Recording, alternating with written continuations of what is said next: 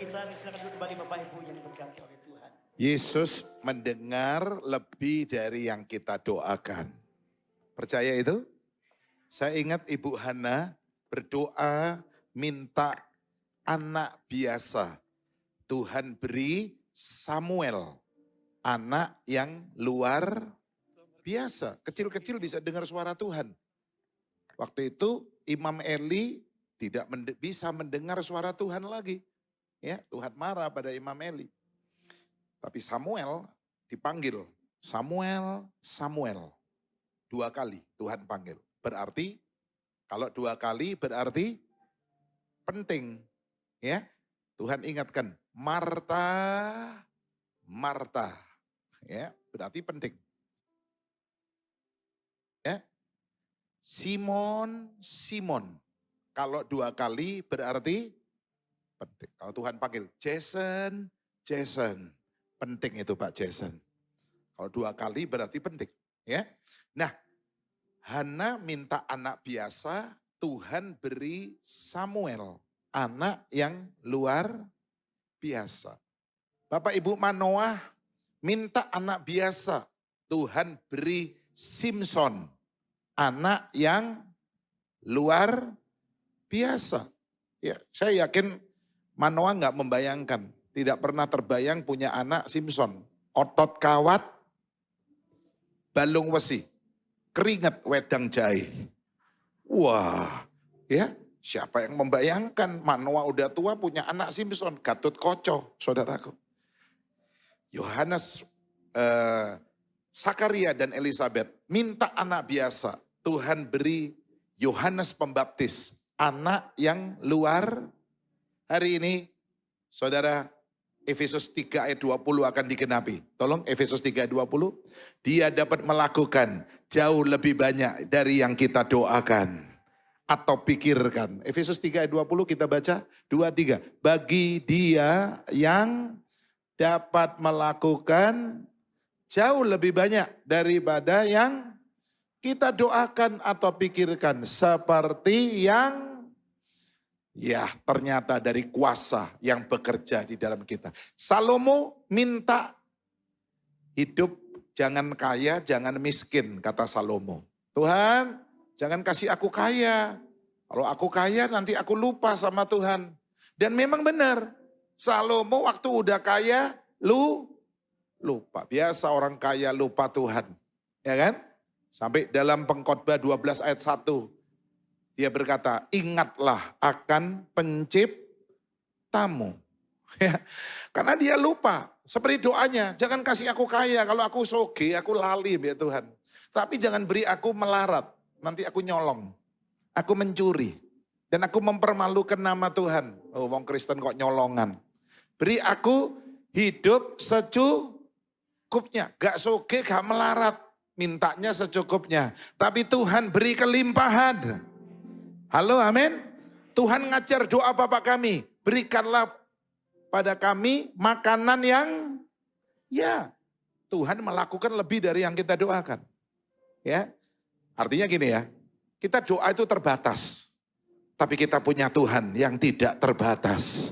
Kuasanya, rohnya tidak terbatas. Yang percaya beri tepuk tangan bagi Allah kita. Haleluya. Hari ini saya mau sharing sedikit pada ulang tahun yang kedua dari GSJS Pakuwon. Saya tertarik angka 2 ini angka yang spesial. Angka 2 ini angka yang luar biasa. Kemarin juga ya, tanggal 2 bulan 2 tahun 2022. Loh, 2222 itu kemarin tuh saya lihat itu banyak yang menikah, banyak yang melahirkan anak di hari yang spesial 222. Angka 2 ini angka yang luar biasa. Yaitu anak kedua biasanya siapa anak kedua di sini? Angkat tangan. Wah, Anda spesial. Tepuk tangan buat anak kedua. Ya. Tahun ini GSJS Pakuwon 2 tahun. Kalau di Grand City udah 11 tahun ini. Ya. Kenapa spesial? Ingat ya, Yesus melihat ada 2 perahu yang kosong. Yesus naik ke atas perahu itu. Ya, murid-murid berkata, Tuhan di sini ada 2 pedang. Tuhan bilang sudah cukup itu, 2 pedang. Ya, Yesus mengutus muridnya berdua-duaan. 2 ini spesial. Saya tidak bicara angka 2 Tapi hari ini saya mau sampaikan ada berkat spesial buat saudara. Hari ini, amin. Saudara, saya mau sharing sedikit, saya nggak panjang karena ini doa malam, harus penyembahan yang lebih panjang. Karena acaranya doa, ya kan? Nah, saudara, tembok Yeriko dalam Yosua pasal 6, itu adalah benar-benar tembok jasmani. Tembok jasmani. Benar-benar tembok itu, tebelnya katanya 6 kereta berjajar. Jarang ada orang bikin tembok sekarang ini seperti tembok Yeriko. Tetapi untuk menghancurkannya adalah dengan menggunakan cara rohani. Ini yang mau saya sharing. Temboknya tembok jasmani. Tapi untuk menghancurkannya dengan cara rohani. Saudara, saya mau katakan begini. Kita dengan orang di luar, itu sama-sama punya masalah. Sama-sama punya masalah. Dan masalah kita sama. Saya tulis, masalah kita, saya pun juga udah 2 kali vaksin. Masalah kita sama, menghadapi COVID. Keluarga saya udah booster semua, udah 3 kali. Saya ngalah, dapat saya kasihkan keluarga saya, dapat saya kasihkan teman. Ya, mau ambil dulu. Gak apa-apa, aku ini punya jiwa leadership, kepemimpinan. Pemimpin itu terakhir. Biar anak buah jalan dulu, lakone menang keri. Bener, saya belum 3, saya baru 2. Semua keluarga, sampai anak-anak saya, istri saya, mertua saya, semua udah 3. Ya, mana dikasih di Polda oleh salah satu jemaat yang, ya, Pak di Polda ada. Oke, keluarga saya yang belum saya kasihkan. Saudaraku, kita menghadapi masalah yang sama. Tetapi cara kita menyelesaikan tidak sama. Halo, amin. Masalahnya sama dan sama-sama punya masalah. Ya, tapi cara menyelesaikannya tidak sama. Pernah nggak dengar lagu ini? Kalahkanlah musuhmu dengan doa. Nyanyi. Kalahkanlah khawatirmu dengan doa. Amin. Kalahkanlah sakitmu. Doa. Doa. Besar kuasanya. Yang percaya doa besar kuasanya. Amin. Cara menyelesaikan tidak sama. Saya sebagai hamba Tuhan cerita, Pak saya punya masalah Pak. Masalah apa? Gak punya uang. Ya apa? Doa. Ya. Pak saya sakit Pak. Gimana Pak? Doa. Pak saya punya masalah dalam keluarga saya. Istri saya serong, suami saya selingkuh, begini anak saya nakal, narkoba. Ya apa Pak? Doa. Sampai dia bilang, Pak kok jalannya cuma doa terus caranya? Mau apa lagi? Seperti iklan. Apapun makanannya, minumannya. Saudara yang ngomong loh ya. Kalau saya ngomong nanti ada yang punya merek lain tersinggung. Ya kan? Apapun persoalannya, solusinya doa. Doa. Seperti malam ini, kita berdoa di sini. Ibu Hana pernah berkata, untuk dapat anak ini aku doa.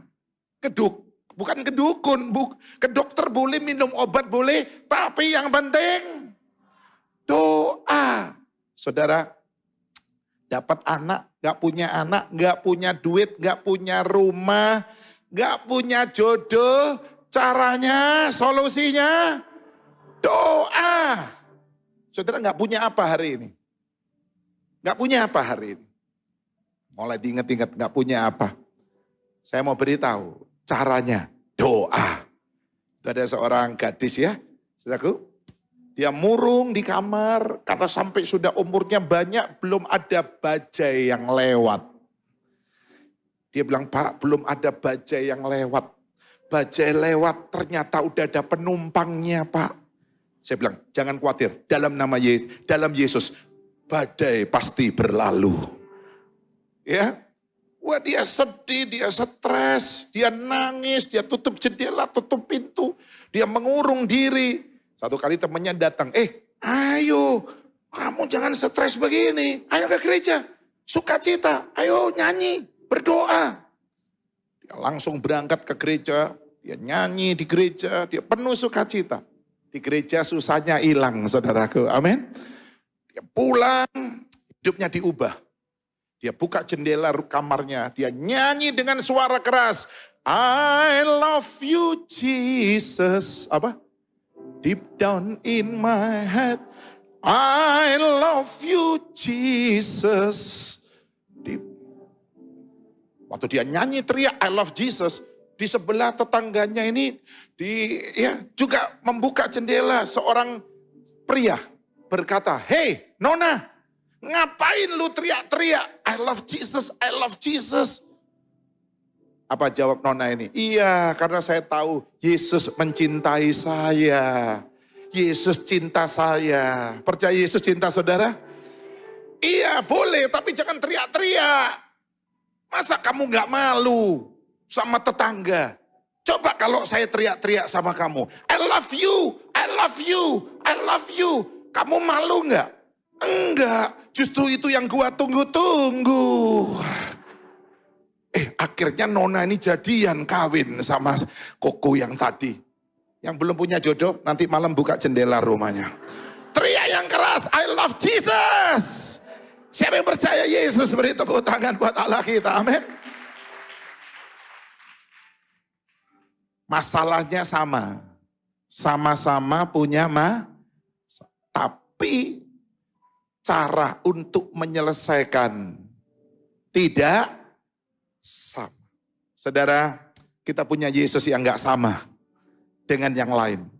Tak ada yang sama, tak ada yang sama, tak ada yang sama seperti Yesus. Tak ada yang sama, tak ada yang sama. Nyanyi. Tak ada yang sama seperti Yesus. Nggak ada yang sama seperti Yesus. Saya mau jadi pendeta. Satu orang bilang, Pak, Bapak ini punya titel MBA. Betul. Mestinya gajinya mahal ya Pak? Iya. Kenapa Bapak jadi pendeta? Saya bilang, anak saya Pak Michael ini dokter. Ya, Pak Andrew dokter. Tapi semuanya jadi hamba Tuhan. Kenapa? Karena kita punya Yesus yang luar biasa. Yesus kita nggak sama. Halo? Sorry, kita bukan orang bodoh-bodoh lalu jadi pendeta. Orang pengangguran, orang yang nggak. Lalu kita jadikan pendeta ini untuk pelarian. No. Kita tahu, Yesus yang kita layani. Yesus yang tidak sama. Yesus yang luar biasa. Amin. Saudaraku, hari ini saya mau sampaikan begini ya. Satu hal yang saya mau sharing ya. Yesus pernah berkata dalam Injil Lukas, apabila hartamu makin bertambah. Yesus mengucapkan suatu kalimat profetik bahwa tahun ini harta saudara akan bertambah. Bertambah banyak. Saya doakan yang satu rumah tahun ini jadi 2 rumah. Yang punya 2 rumah jadi 4 rumah. Yang punya 4 rumah jadi 8 rumah. Amin. Saya lihat papa saya punya 14 rumah waktu itu. Benar. Terakhir dia katakan saya bagi-bagi rumah saya. 60 rumah papa saya. Saudaraku, saya doakan saudara 1 toko jadi 2 toko. Yang punya 2 toko jadi 4 toko. 4 pabrik, amin. Yang ngomong Tuhan. Kalau saya ngomong saudara jangan percaya. Yesus yang bilang. Apabila seorang hartanya bertambah banyak. Pak, saya kok nggak pernah dengar. Itu terjemahan lama. Terjemahan baru dikatakan begini. Apabila seseorang hartanya berlimpah. Ada satu peringatan dari Yesus. Janganlah hatimu melekat dengan harta itu. Hidupnya tidaklah bergantung kepada kekayaan. Kata Yesus, Jadi tampilkan itu keterangannya, saya udah berikan. Apabila seorang, nah ini. Lukas 12 ayat 15. Lukas 12, 15, kita baca. Imani, terima, kemarin minggu saya udah sampaikan di Grand City. Di beberapa jam. Ya, terima ini. Profetik, satu nubuatan. Hartaku akan bertambah banyak. Tahun ini. Ini yang ngomong Yesus. Ini bukan teologi kemakmuran. No. Saya bukan aliran teologi kemakmuran. Jangan dikit-dikit ngomong duit, ngomong kaya. Teologi kemakmuran. Ini orang ini ya. Begitu gampang menghakimi orang. Sesatlah. Jangan-jangan dia yang sesat, saudaraku. Pak Mongol pernah cerita. Dulu pertama kali dia datang di gereja GSJS. Dia saksi 10 kali, selesai dia telepon temennya. Waktu kita ajak makan. Bro, aku di Surabaya. Dia bilang, Mongol stres. Aku melayani gereja yang kamu bilang sesat. Katanya. Ya, temennya bilang, hati-hati loh. Lu jangan ke GSJS, sesat. Pak Mongol bilang, ternyata yang sesat pikiran kamu. Gereja ini enggak sesat, ini gereja yang diberkati Tuhan. Enggak sesat. Halo, amin. Jangan dikit-dikit sesat, kemakmuran. Oh, enggak. Baca, Lukas 12. Saya mau tunjukkan. Lukas 12 ayat 15. 2, 3. Katanya lagi kepada mereka. Berjaga-jagalah dan waspadalah terhadap segala ketamakan. Sebab walaupun seorang berlimpah-limpah hartanya. Ini terjemahan saudara. Terjemahan lama ditulis, ya, apabila seseorang hartanya bertambah banyak, ya, Tuhan memberikan kalimat profetik tahun ini akan bertambah. Bukan tambah sedikit, tambah banyak. Yang percaya katakan yes. Dikatakan apa? Hidupnya tidaklah tergantung daripada kekayaannya. Memang benar ini. Jangan hatimu melekat. Uang bukan segala-galanya. Memang harta yang kuat bagi orang kaya adalah hartanya. Dan tembok yang tinggi menurut anggapannya sendiri. Ternyata anggapan orang kaya ini keliru. Waktu kapal Titanic yang dirancang oleh seorang insinyur dari Eropa. Dia berkata kapal ini nggak mungkin tenggelam. Bahkan Tuhan pun nggak bisa nenggelamkan kapal ini. Sombong banget loh. Kesombongan yang terucap itu akan mempercepat kehancuran. Ya, Tuhan buktikan. Pelayaran perdana sekaligus pelayaran yang terakhir. Karena dia udah ujar, dia ngomong. Siapa bisa nenggelamkan kapal ini? Tuhan pun nggak bisa. Tuhan buktikan. Iso nggak Tuhan nenggelamkan kapal ini? Nakodanya udah bagus banget. Tiba-tiba nabrak pohon es di bawah laut. Kurang hati-hati navigasinya. Sudah tahu siapa yang naik kapal ini? Semua orang-orang kalangan jet set, kalangan orang kaya di Amerika, di Eropa. Mereka datang naik kapal ini untuk main kasino. Mereka bawa uang berkoper-koper US. Mereka bawa berlian, mereka mau pesta. Mereka mau dansa, mereka mau bersenang-senang, berjudi. Waktu kapal hampir tenggelam, ada orang bawa uang 1 koper dikasihkan temannya. PN. Temannya bilang, nggak mau. Ya, ada ibu yang bawa berlian lengkap 1 kotak dikasihkan koncone. Ilo, ambil ini berlianku. No, thank you. Pada waktu seperti itu, saya waktu di Singapura buka gereja, Pastor Michael masih kecil, Pastor Dr. Andrew juga, tinggal di Singapura, Bu Lani dengan anak saya Timothy baru lahir. Saya ini setiap minggu kalau ke sana, itu selalu jalan-jalannya ke hospital, cari orang sakit. Banyak orang Indonesia, ketemu konglomerat. Papa saya pernah ketemu Om Lim Sulyong, berobat di Mon I. Ya, saudaraku, waktu sakit keluarganya datang kepada dokter, tolong sembuhkan papa saya, jangan mati. Sembuhkan anak saya, sembuhkan suami saya. Berapapun minta uang dibayar. Dokter bilang saya angkat tangan. Gak bisa. Kamu doa sama Tuhan yang maha kuasa. Ternyata uang bukan segala-galanya. Hanya Tuhan menara yang kuat bagi kita. Tuhan perlindungan kita. Amin. Amsal 18 ayat 10. Ayo kita baca. Amsal 18 ayat 11. Bagi orang kaya, kota kuat itu kekayaannya. Coba Amsal 18 ayat 11. Kita mundur. Kita maju ayat 11 dulu. 2, 3. Kota yang kuat bagi orang kaya ialah hartanya. Dan seperti tembok yang tinggi menurut anggapan orang kaya ini keliru. Salah. Terbukti, waktu mau mati, mau tenggelam, gak bisa nolong duitnya kok. Gak bisa nyelamatin. Tapi bagi kita ayat 10, atret ayat 10 di atasnya.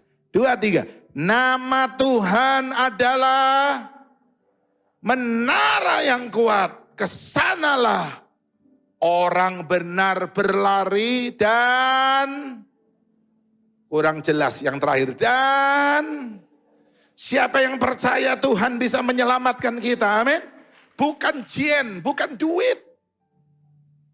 Peringatan dari Yesus. Jangan hatimu melekat dengan uang. Saudaraku, saya mau tutup. Hari-hari ini kita perlu melekat dengan Tuhan. Mazmur 91 ayat 14. Banyak dibaca waktu COVID. Sejak Maret 2020, ya, Mazmur ini menjadi favorit. Mazmur 91. Ada lagu yang terkenal. Rebah di sisiku. Semua nyanyi. Kau tetaplah Allah. Yes. Walau 10.000 rebah di kananku, takkan ku goyah, sebab Yesus sertaku. Amin. Ayat 14 berkata, sungguh hatinya melekat. Semua katakan, sungguh hatinya apa? Ayat 14, melekat. Maka aku akan membentenginya. Aku akan meluputkannya. Semua baca sebab. Wow. Yang penting itu ngelekat sama Tuhan, bukan sama duit. Katakan amin. Mau? Mazmur 91 ini adalah banyak musuh dalam kehidupan manusia ini. Yang pertama yang jelas musuh itu namanya penyakit. Penyakit sampar, penyakit menular. Ya. Oh, penyakit ini musuh manusia. Merusak kebahagiaan manusia. Kalau udah sakit, duit itu udah gak ada artinya. Berobat, buka resep, aduh wis, ojo sampai loro. Halo, ini apakah baterainya habis? Ya, saudaraku, kita bisa sehat itu berkat Tuhan yang luar biasa. Sehat itu anugerah. Katakan amin. Udah sakit, duit itu udah gak ada artinya. Ya. Kedokteran semakin canggih, penyakitnya dokternya canggih, penyakitnya melok canggih juga. Dulu tuh dulu yang namanya flu tuh ya flu biasa. Flu biasa, batuk pilek itu flu.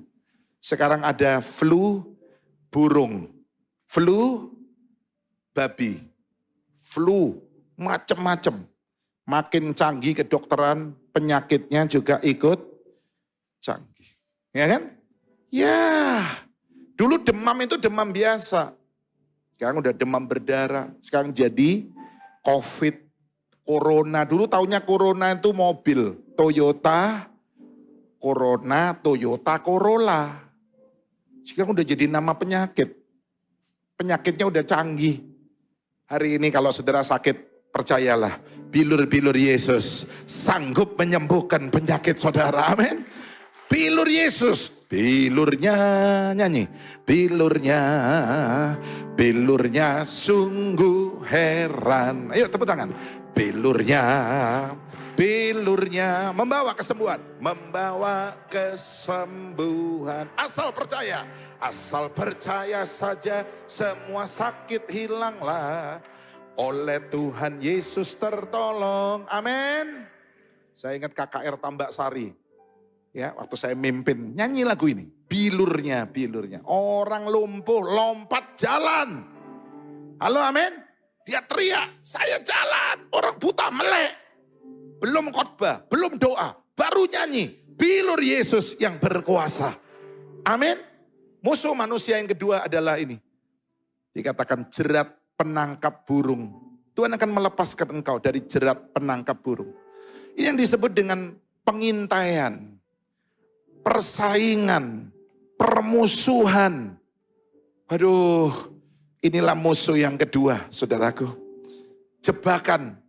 Dunia ini penuh jebakan. Pak, saya kena jebak, Pak. Itu musuh loh itu. Jerat penangkap burung. Kejahatan mengintai kita setiap saat. Ya. Oh, orang jahat ada di mana-mana. Kalau kita nggak dilindungi Tuhan, kita bisa kena jerat penangkap burung. Persaingan begitu kotor dalam bisnis. Semua bersaing. Ya, bagaikan singa yang mengaum-ngaum. Jebakan, pengintaian. Ingat, lawanmu si iblis berjalan keliling seperti singa yang mencari mangsa yang dapat ditelannya. Proses untuk menelan sebelum ditelan itu dilemeskan dulu. Ditekuk dulu, tulangnya dibikin lemes baru diemplok. Hati-hati, jangan jadi Kristen yang lemes. Sudah mulai gak semangat, aras-arasan, gak punya gairah, itu diluk mana kan diemplok setan, saya bilang. Ditelan ambil iblis kamu. Anak Tuhan harus tetap berapi-api. Semangat, amin. Saya sampai hari ini semangat. Mulai 16 tahun jadi pendeta, tahun ini saya umur 54.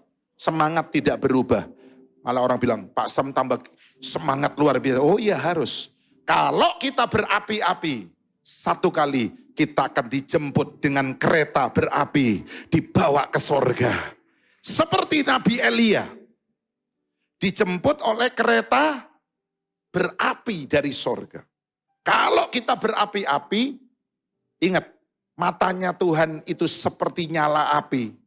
Kalau kita berapi-api, kita jadi biji matanya Tuhan. Jadi apa? Iya. Kalau kita jadi Kristen yang gak semangat, lemes, melempem, aras-arasan. Saudara bukan jadi biji mata, tapi saudara jadi tai mata. Halo, tai mata itu namanya apa? Ketek, saudaraku. Makanya wong lek males nang gereja, saya bilang, iki Kristen, ketek.